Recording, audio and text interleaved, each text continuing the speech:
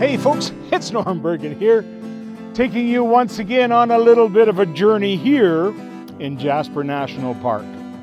Today we are up here at Maligne Canyon, and this is one of those glacial erratic hitchhiking boulders from, of course, Mount Edith Cavell.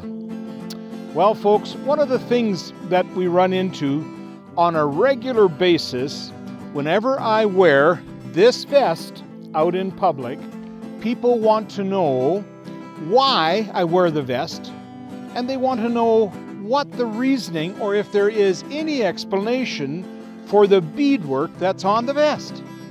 Well folks, there is. As a young man, I played at dances, at wedding dances and community hall dances, and I met a young couple. Well, they were quite a bit older than me. I guess they weren't all that young, but they were incredible dancers. And we got to be friends. And then for many years, we did not see or meet them. And then all of a sudden, during my career in the services, who do I meet but my old friend? Well, folks, he was of Métis ancestry, and his wife was from First Nations people. And one day, he phoned me up, and he said, "What's wrong with you? Are you antisocial? Why don't you come and see me?" And I said, "My friend, we were just together on Saturday afternoon. This is only Wednesday." Anyway, he just laughed, and he says, "Well, you got to come down and see me." He says, "Make it snappy, hey?"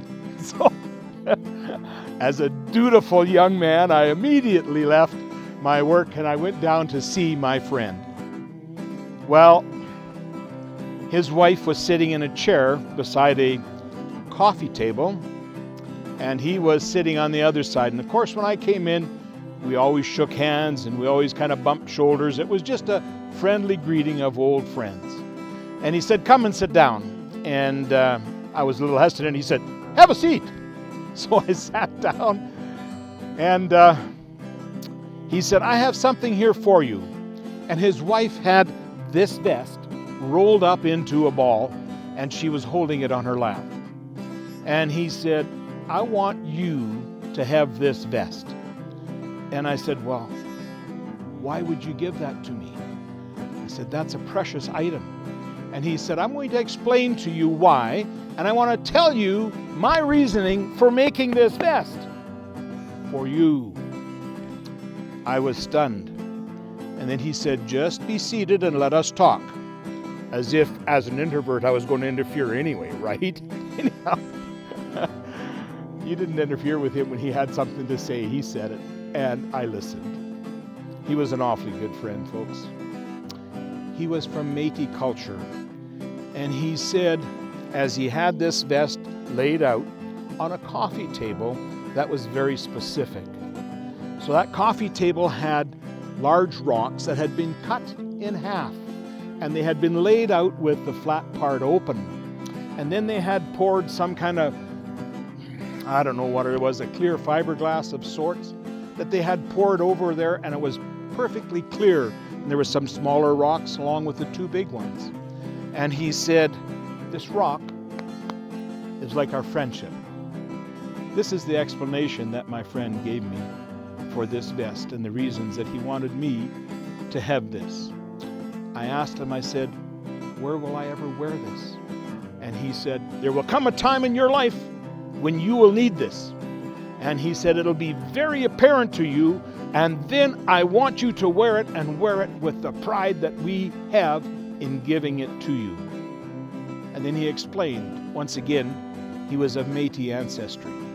And he said, "These flowers have all the colors of earth." And he explained that because they're in a row joined together, he said it signifies eternal life. And he said more than that, he says these red colors are the depiction of birth. The yellow is growing into adulthood. The white ring is wisdom. And he said these other colors, these greens and these blues, mean earthly death. But he said when we die, it's not the end. because you cannot kill the spirit. And he said, so if you look at the dark colors surrounding the outer part of the flowers, he says, they don't stop, they always continue, and they never come to an end. I am so proud to wear this. It brings tears to my eyes because I lost my friend many years ago when he had a very difficult fight with cancer. I went to see him in the hospital just a few days before he passed, and it was just wonderful to see him, folks. I was grateful to have a little time with him. But this vest is what he gave me, and now I want to show you the other side of it. As we sat there, he explained to me that the most powerful symbol in the First Nations culture, which was his wife, is the bear. And he said the bear means not only is it the ultimate protector of Earth, but he says it's a form of very strong and powerful person and a very strong and determined attitude.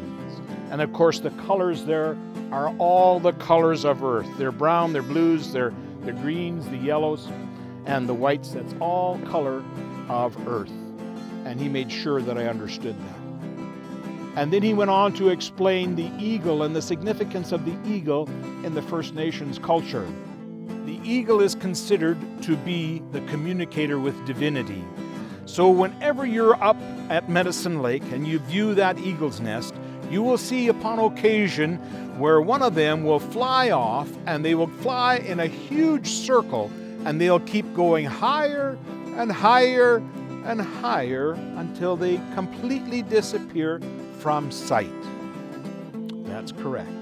And then all of a sudden, like magic, they'll come swooping back and sit on a branch beside you or go up to their nest. And you see, if you look closely at the eagle here in the center, there are specific colors around that eagle. The very first color in that circle is red. What the red means is birth. It's the new life. It's the beginning and a new beginning. And then right beside the red there is yellow. If you see the yellow color, the yellow means simply that you're growing up into adulthood. You're maturing. It's those fun teen years when there is just no promise about where we're going to come out at the other end. It's that significance of being youthful and growing to an adult stage. And of course the white is the significance of maturity, of wisdom, of an older person. And that's the elders of the First Nations. And of course the black means death of the body. So when he went on to explain that life doesn't end there, because he said the spirit can't be killed. And that's why it has this ring of black beads all around the outside edge. Because along with physical death, he says the spirit can never die.